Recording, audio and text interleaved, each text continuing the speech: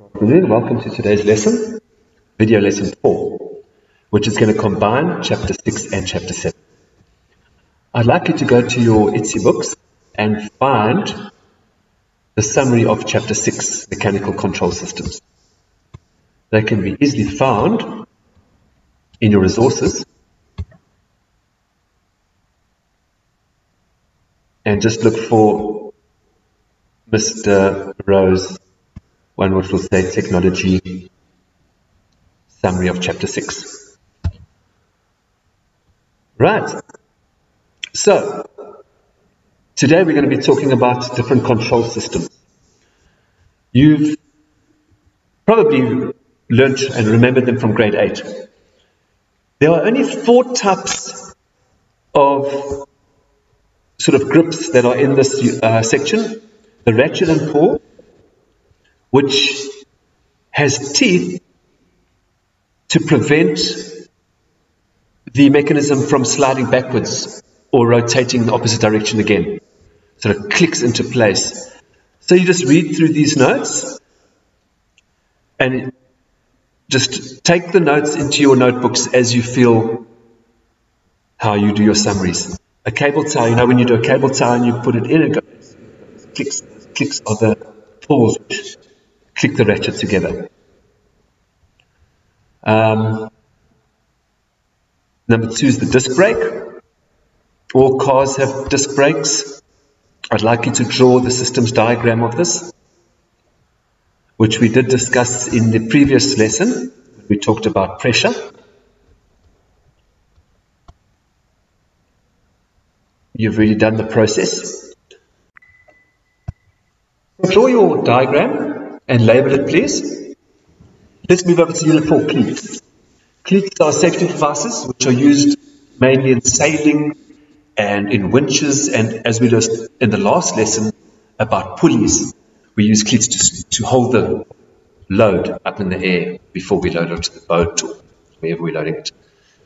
These are very simple. The jam cleat basically can be made from wood or iron, which has 2 arms or horns, and you jam the rope here into the cleat. There's an old-fashioned one there.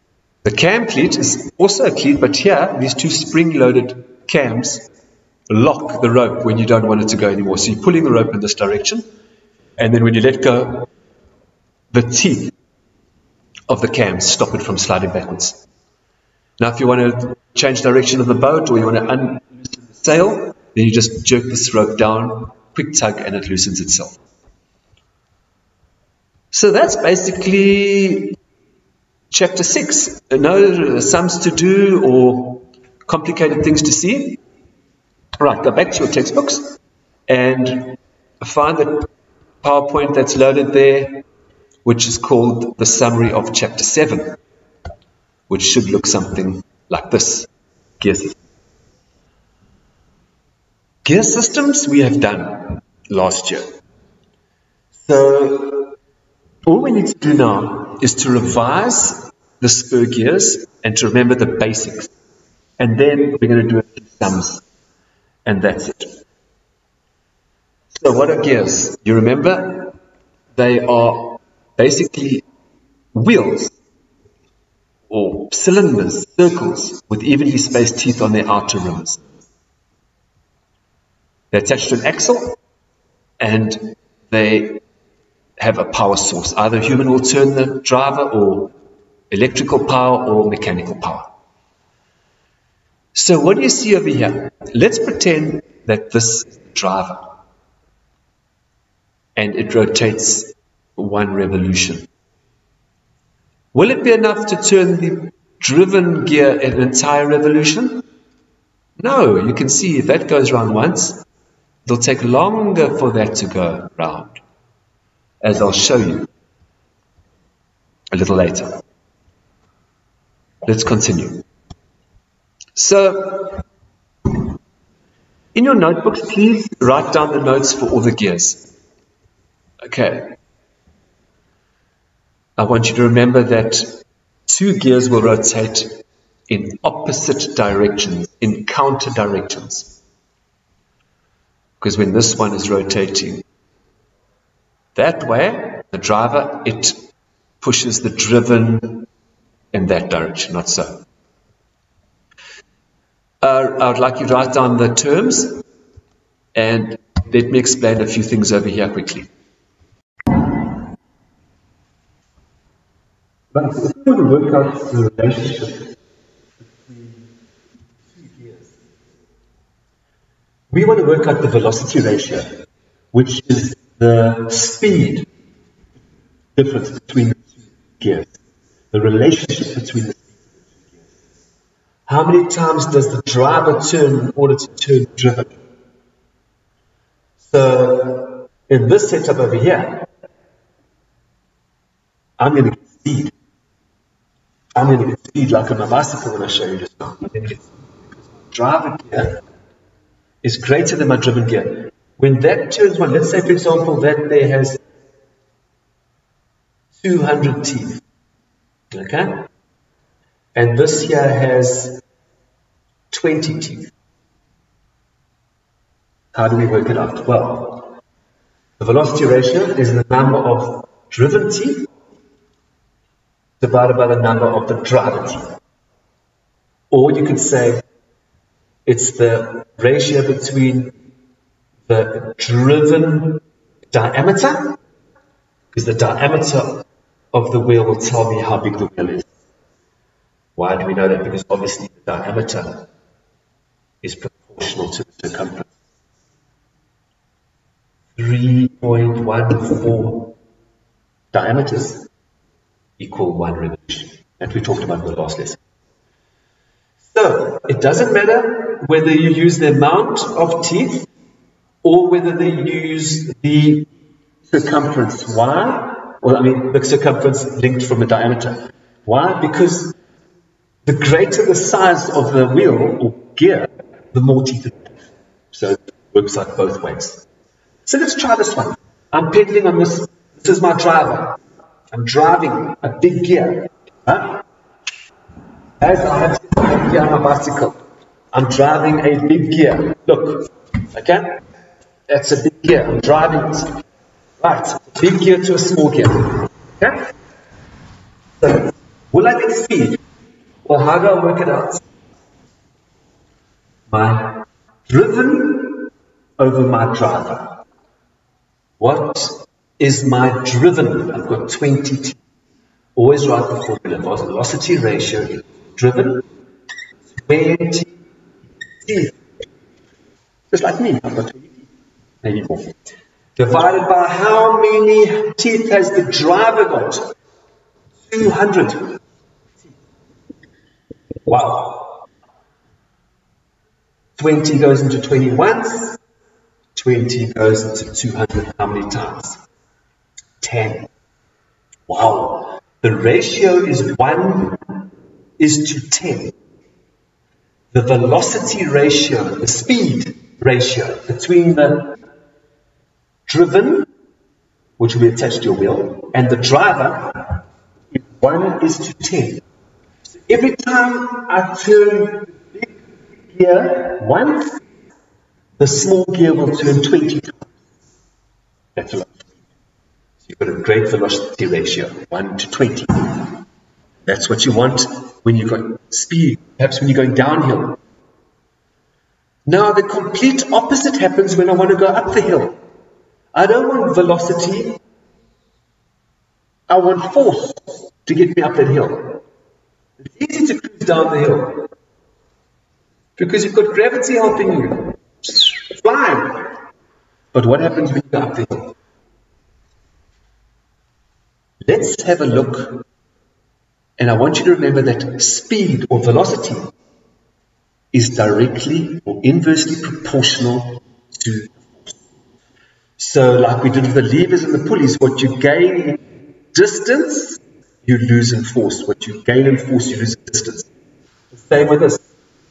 The faster or the more speed you get with your gears, the less force you have. That's why when you're going down here, you're going so fast, you can't even stop. There's no force. But when you're going up the hill, there's lots of force, but no speed. So how do we work out the force ratio? Well, guys, that's the exact opposite. Now we take the driven over the driver. Okay? For the velocity. But for force, what do we do then?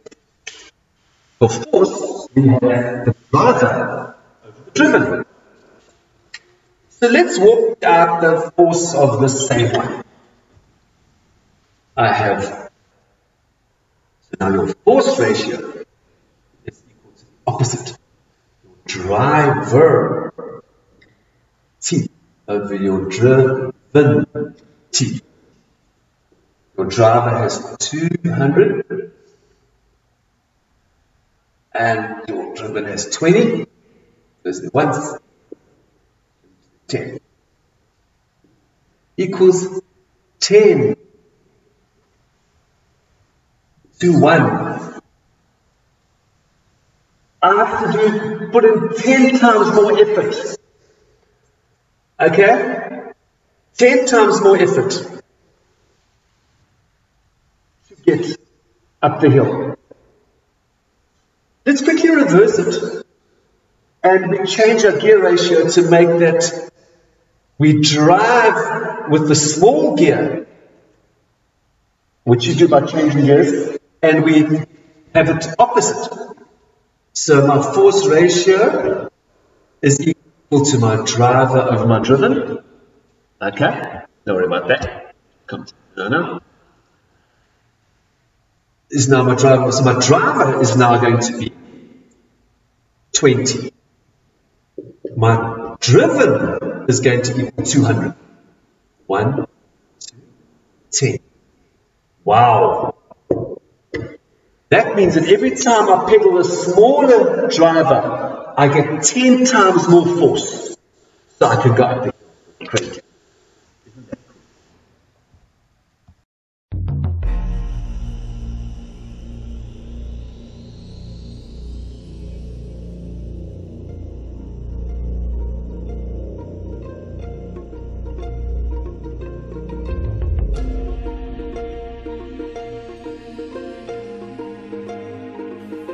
A gear is similar to a pulley, but it has a series of teeth around the perimeter of the wheel. The teeth on two gears fit together, allowing one gear to turn the other. Simple gears like these ones are called spur gears. Their axles, the bolts through the center, are parallel. Notice that when I rotate the large gear clockwise, the small gear rotates the other way, counterclockwise. Gears can change the direction of rotation. Gears can also change the rate of rotation. Let's rotate the large gear once and count how many rotations the small gear makes.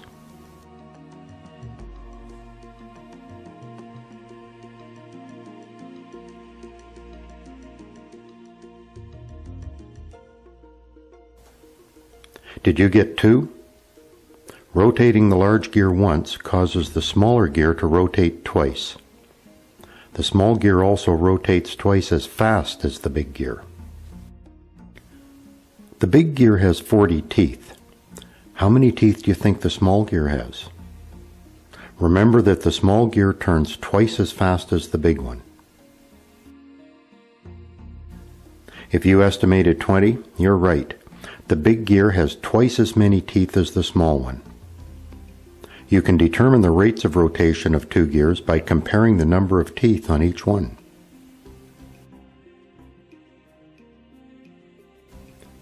Can you see the different rates of rotation in these gears? The smaller gears rotate faster than the big gears.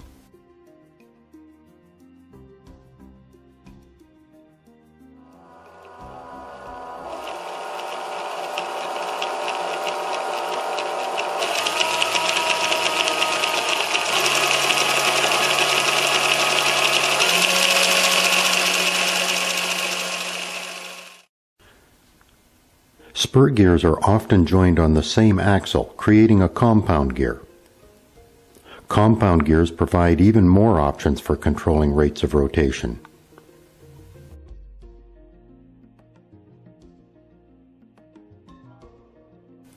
Some gears are able to connect at an angle. These are bevel gears. These bevel gears are connected at a right angle, or 90 degrees.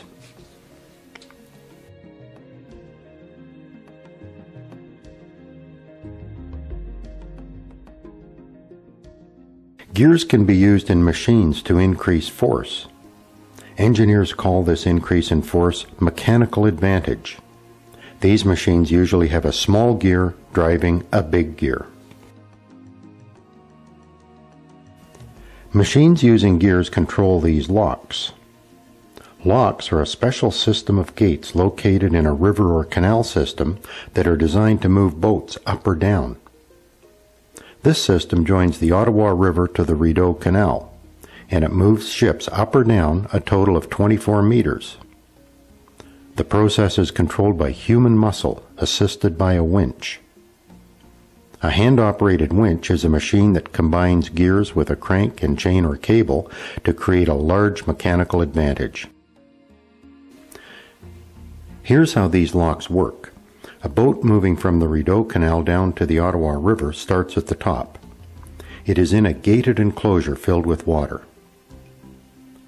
The water flows out of this first chamber until it is at the same level as the next chamber. At this point, a winch is used to open a huge pair of gates, and the boat moves into the next chamber where the process repeats until it is at the bottom and into the Ottawa River.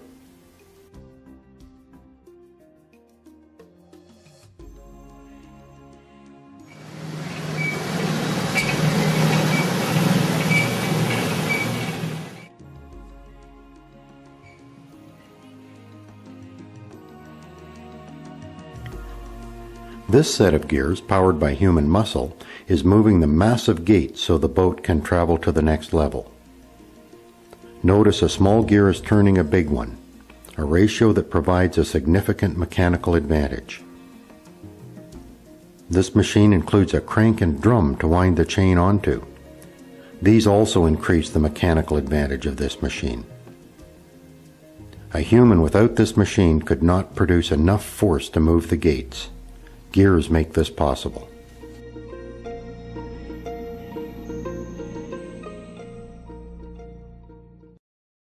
If you own a bicycle, you have a machine with a very sophisticated gear system.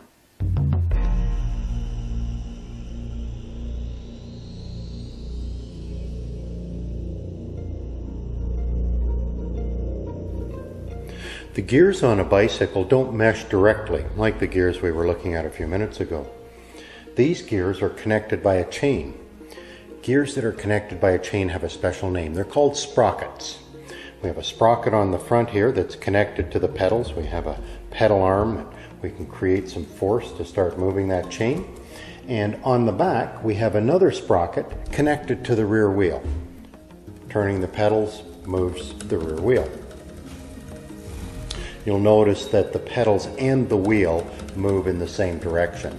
That's how a system like this works. We have two sprockets in one chain. Everything rotates in the same direction. Some bicycles allow you to change gears. We know that if you use gears with different numbers of teeth, you can change the rate of rotation. Well, this bicycle has 3 sprockets on the front and 5 on the back, giving you a total of 15 different combinations of gears that you can use here. I've just set this up so that I'm on the back sprocket, the one closest to me, and I'm on the back sprocket here at the back wheel. They both have exactly the same number of teeth, and when I rotate, I'm going to rotate the pedal all the way around once.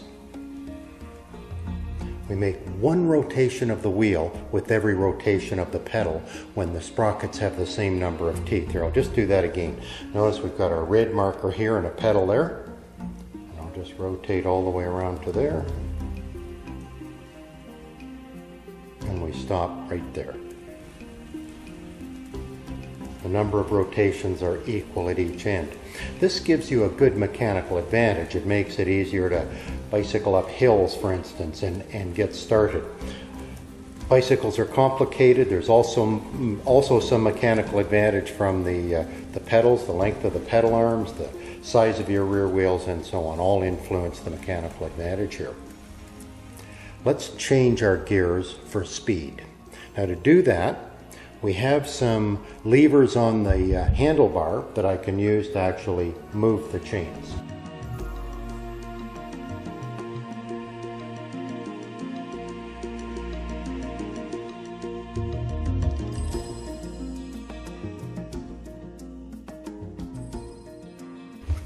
Now I've moved our front chain. It's on a sprocket with 48 teeth, and on the back chain we're on a sprocket with 14 teeth. Let's look at our rotations now. I'll line up the pedal, and we've got our red marker here, and I'll start turning. Our wheel's gone once. Wheel's gone twice. 3 times. And when the pedal's back to its start position, we've actually made about 3.5 revolutions with that back wheel. This gives us lots of speed.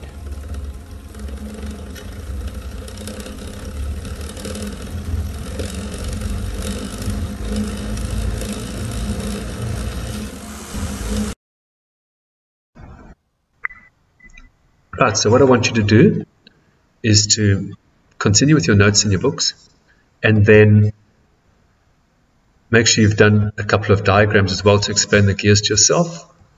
Don't forget the formula for velocity. And then I would like you to do enabling task 1 and enabling task 2, which is at the end of this section. Then we will mark it in the next lesson. There's an enabling task 1 and enabling task 2. Just those 2. And we'll mark them in the next lesson. So best of luck with that. And you can even read through the notes. And we'll see you next time in lesson 5. Bye-bye.